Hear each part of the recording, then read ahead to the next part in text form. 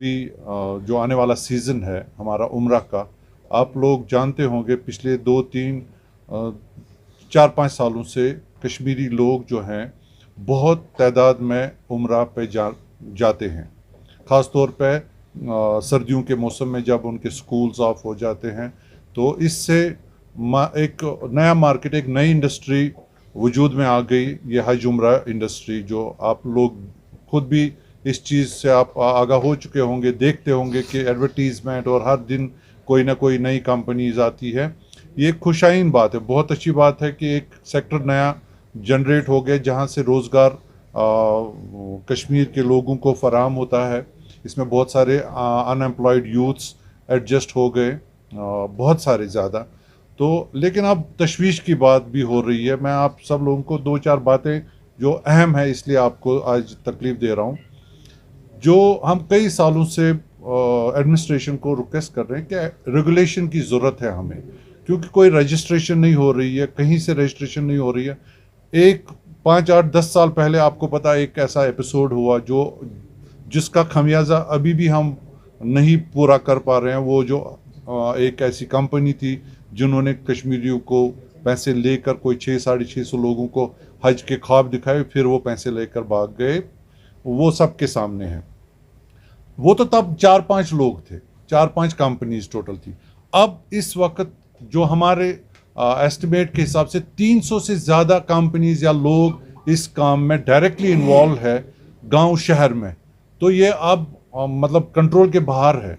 तो इसलिए हम गवर्नमेंट से खसूसी तौर पे, ख़ास तौर पे टूरिज़म डिपार्टमेंट में हमारी रजिस्ट्रेशन होती है, लेकिन वो उम्रा की रजिस्ट्रेशन नहीं होती है, कोई रेगुलेशन नहीं है, कोई उनको पकड़ने वाला नहीं है। तो ये बहुत अशद ज़रूरत है इस वक्त कि गवर्नमेंट सामने आ जाए।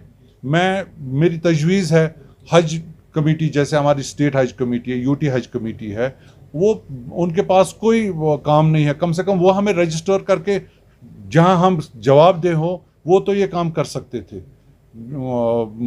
इवन टूरिज़म डिपार्टमेंट हमको जवाब दे कर सकता था, क्योंकि ख़तरा लाहक हो रहा है। जिस तरह से रेगुलेशन नहीं हो रही है, जिस तरह से लोगों को कोई नज़र गुजर नहीं है, चेक्स एंड बैलेंसेस नहीं है, हो सकता है गलत लोग इसमें आकर कोई ऐसी वारदात करें जिससे जो जेन्युइन लोग हैं, जो सही लोग इस काम को करने वाले हैं, उनके रोज़गार में, उनके लिविंग में प्रॉब्लम हो जाए। ये एक बहुत ज़रूरी बात है। ख़ास तौर पे मैं सेक्रेटरी टूरिज़म जो है हमारे आबिद रशीद साहब से, उनको आपके वसातत से रिक्वेस्ट करता हूँ, दरख्वास्त करता हूँ, वो हमें मिलने का मौका दे और कोई ऐसा रास्ता निकाले जिससे ये रेगुलेशन हो जाए। या चेयरपर्सन है हज कमेटी की, इस वक्त जो स्टेट हज कमेटी के, उनको भी दरख्वास्त करता हूँ वो भी कोई रास्ता इस पर देखें ताकि ये रेगुलेशन हो, ताकि एक चेक्स एंड बैलेंस रहे, जिससे कोई परेशानी कल को ना हो, लॉ एंड ऑर्डर प्रॉब्लम ना हो। दूसरी बात ये है, ये जितने लोग आ रहे हैं, जैसे मैंने पहले अर्ज किया, खुशाइन बात है, बहुत अच्छी बात है। इससे हमारे अनएम्प्लॉयड यूथ्स इसमें एडजस्ट हो रहे हैं, पढ़े लिखे आए सामने, बहुत वेलकम है, हम उनको वेलकम कर रहे हैं। लेकिन परेशानी ये हो रही है कि डेस्परेशन बढ़ रही है मार्केट में।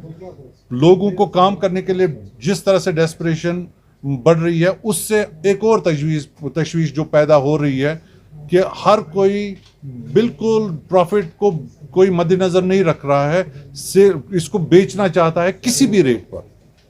आपने देखा होगा हाल ही में जो 1 लाख, 1,05,000, 10,000 फेसबुक पे लोग बेचना शुरू कर रहे हैं। हमें एतराज़ नहीं है, बहुत अच्छी बात है, इसको बेचें। आप 1,05,000 या लाख में बेचें, लेकिन हमें तो कम से कम ये समझ आए कि आपकी प्रॉफिट हो रहा है।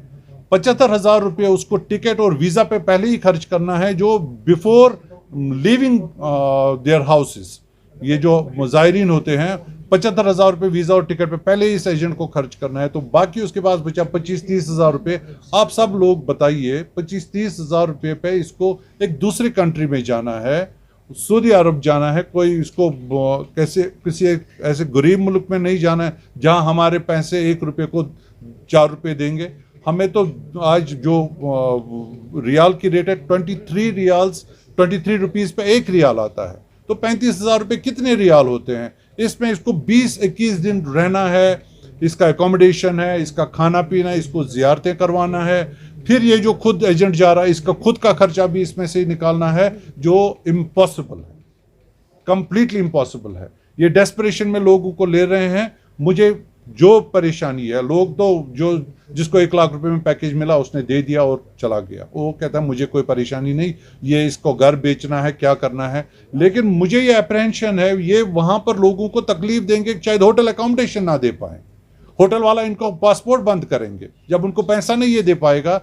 हर बार ये नहीं बेच सकता है, मकान नहीं बेच सकता है, इसकी जो घर की चीज़ें नहीं बेच सकता है इनको उम्रा कराने के लिए। ये डेस्परेशन में ये काम कर रहा है, लोगों को समझना चाहिए। इसके लिए हम चाहते हैं रेगुलेशन हो। मैं आप सब लोगों के वसात से लोगों को ये बात समझाना चाहता हूँ, जब वो इस सस्ते वाले पैकेज में जाते हैं, सस्ता वाला पैकेज नहीं, ये अंडर एस्टिमेटेड पैकेजेस हैं। जब इसमें जाते हैं फिर कंप्लेंट्स बहुत आना शुरू हो जाता है। आपने देखा होगा सोशल मीडिया पे, वहाँ पे लोग खाने पे लड़ रहे हैं, जो बहुत ही शर्मनाक बात है कि खाने पे नहीं लड़ाई होनी चाहिए थी। आपस में हाजी लड़ रहे हैं, मैं पहले ले लूँ, मैं पहले ले लूँ, और फिर अकोमोडेशन पर भी इस तरह से हो जाती। जब आपके पास बजट कम है, जब आपके पास पैसे कम नहीं है, वो क्या करेंगे? वो आपको होटल बहुत दूर दे देंगे जो आपको चलने के काबिल नहीं। अक्सर जो लोग हमारे जाते हैं, हमारे वालिदैन जाते हैं, 75-80 साल के लोग हैं सर, वो चल नहीं पाते हैं वहाँ पर। आप उनकी सिचुएशन, आप उनकी पोजीशन देख नहीं पाओगे। अगर उनके घर वाले देखेंगे, इंतहाई परेशान कुन है, वो एक कदम भी नहीं चल पाते हैं। तो कहाँ 1 किलोमीटर दूर रख के, उनको 1.5 किलोमीटर दूर रख के 5 वक्त नमाज के लिए अगर वो जाएंगे, यहाँ से जाएंगे आप 5 वक्त के लिए हरम भी नहीं जाएंगे, तो 10-15 किलोमीटर उनको खाली चलना पड़ता है अकोमोडेशन के लिए। बहुत तशवीशनाक बात है। फिर वो कंप्लेंट करते हैं, लेकिन वो ये कभी नहीं समझ पाते कि उनको 1 लाख रुपए पे चीटिंग करके वहां पर लिया गया। तो मैं लोगों तक ये बात पहुंचाना चाहता हूं, जब आप 1 लाख रुपए दे रहे हैं, या 1,10,000 रुपए, 15,000 भी दे रहे हो, तो अंडरस्टैंड आप कम से कम 1 किलोमीटर से पहले नहीं अकोमोडेशन में रह पाओगे। कम से कम आपका जो अकोमोडेशन मक्का के अंदर होगा, मिनिमम 1 किलोमीटर होगा। ये अगर आपको चीट कर रहा है, झूठ बोल रहा है कि मैं 600-700 मीटर देना, इसकी बात मत मानिए। ये 1,15,000 भी देगा तब भी आपको 1 किलोमीटर से पहले नहीं देगा। या तो आप समझ लीजिए इस बात को कि हाँ मुझे 1 किलोमीटर तक रहना है, फिर कंप्लेंट नहीं होगी, फिर आप परेशान नहीं होंगे। आपको पहले ही जहन इसके लिए तैयार है कि मैं 1 किलोमीटर दूर जाऊं। और खाना भी आपको बिल्कुल बेसिक खाना मिलता है, एक पानी की बोतल, एक दाल और कोई नॉन वेजिटेरियन एक सालन मिलेगा। आपको लेविश खाना नहीं मिल सकता है इसमें 1,15,000 रुपये में, या इसके करीब जो भी अमाउंट होगा। तो ये चीज़ें लोगों को पता होनी चाहिए। जब हम ये सस्ता पैकेज बेच रहे तो 1 किलोमीटर से पहले अगर आपको बोल रहा है तो ये आपको धोखा दे रहा है। अगर आपको ये क्राइटेरिया है कि आपको कम से कम डिस्टेंस में आपको होटल मिले, तो फिर आप उसी तरह का पैकेज देखिए। मेरे हिसाब से हमने जो एसोसिएशन के हिसाब से पता किया वहाँ के रेट्स, तो अगर आपको 600-700 मीटर दूर भी होटल मिलेगा, उतने डिस्टेंस पे आपको 1,25,000 से 30,000 रुपये कम नहीं पैकेज मिल सकता है। तो जब आपको 1,25,000, तो वो आपको 600 मीटर या 700 मीटर देगा, और मदीना के अंदर 250 या 300 मीटर। जो 1,10,000 रुपये वो 1 किलोमीटर या 1 किलोमीटर से ज़्यादा, और मदीना में 600 या 700 मीटर जो मरकज़िया से दूर है, अक्सर ये आपको देगा। अगर वो कह रहा मैं कम दूंगा, तो यकीनन आप मान लो कि या तो ये जेब से पैसा दे रहा है। अगर ये जेब से दे रहा तो तब भी कोई परेशानी नहीं, दे दे। जिसको नुकसान इसको खुद को करना है, अपने फैमिली को नुकसान करना है, बेपरेशानी नहीं। अगर ये जेब से ना दे सका तो वो हाजियों को परेशानी उठानी पड़ेगी वहां जाके। तो ये 2 चीजें हैं। और मार्केट में बहुत सारे ऐसे लोग आ रहे हैं जिन पे कोई पता नहीं कि ये पैसे लेकर कहीं भाग न जाए। हम जानते हैं ऐसे बहुत सारे लोगों को, लेकिन हम बोल नहीं सकते क्योंकि हमारे पास कोई अथॉरिटी नहीं है। हम एक एसोसिएशन है, हम मेंबरशिप लेते हैं, जो हमारे मेंबर्स आते हैं उनसे अंडरटेकिंग लेते हैं, उनको पकड़ सकते हैं। बहुत सारे ऐसे लोग हैं जो हमारे मेंबर नहीं है, तो उनके लिए कम से कम एक गवर्नमेंट का रेगुलेशन होना चाहिए। इसलिए ये बहुत ज़रूरी है, हाई टाइम है, गवर्नमेंट को समझना चाहिए। ये बहुत एक सीरियस इशू है। कल रिसेंटली मैं आप सब लोगों को शेयर करूंगा एक फेसबुक पे पेज, एक आदमी फुटपाथ पे बेच रहा है उम्रा के पैकेज। फुटपाथ पे, जैसे कोई आम चीज नहीं फुटपाथ पे बेच रहा, वो फुटपाथ पे पैकेज बेच रहा। आप कोई उसको कैसे समझा दे यार, अगर कोई कल तुम पैसे लेकर हमारे भाग रहे हो तो फिर हम किसको पकड़े? फुटपाथ पे देख, मैं आपको फुटेज आपको शेयर करूंगा आप सब लोगों के साथ। तो मैं जनरल लोगों से ये अपील कर रहा हूँ, जब आप उम्रा पैकेज के लिए सिलेक्ट करो, कम से कम एसोसिएशन के मेंबर्स देखो, इनका बैकग्राउंड चेक करो, ये कंपनीज देखो, ये लोग आपके वहां पर ले जाने के काबिल है भी या नहीं है। ये कुछ चीजें जो उनको ग्राउंड वर्क करना चाहिए। और ये पैसे अगर कम मांग रहे हैं तो इससे लोकेशन मांगिए, इससे होटल मांगिए। अब आप आज होटल का नाम भी गूगल पे डालकर आपको पता चलेगा कि एग्जैक्ट लोकेशन कितनी है। इसके कहने पर भरोसा करने की जरूरत नहीं है। एक और बात, जो मैं जितने भी दीनी ऑर्गेनाइजेशंस हमारी हैं, दीनी इदारे हैं, और हमारे मस्जिदों के जो आइमा है, मैं उनको तहे दिल से, मैं उनकी इज्जत अपने दिल में रखता हूँ। हमेशा उनको इज्जत की नज़र से हम देखते हैं, वो बहुत बड़ा अजीम काम कर रहे हैं। लेकिन कुछ लोग ये मनसब भी मिसयूज़ कर रहे हैं। वो क्या करें, वो लोगों को कह रहे हैं कि हमारे साथ, हम आपको उम्रा कराएंगे, आप अपने जो भी पासपोर्ट हमारे साथ बुकिंग कीजिए। फिर वही लोग, मैं किसी एक तबके के नहीं आइडेंटिफाई कर रहा हूँ, मैं ये कुछ हर तबके के लोग हैं, वो ये लोग हमारे पास आके यही पासपोर्ट बेचते हैं। अगर उसको 1,10,000 15,000, फिर हमारे साथ ब्लैकमेलिंग करके उसको 95 लाख में ये पासपोर्ट बेचते हैं। 5-5 7-7 हज़ार रुपये उसमें बीच में प्रॉफिट कमाते हैं, मार्जिन कमाते हैं इलीगली।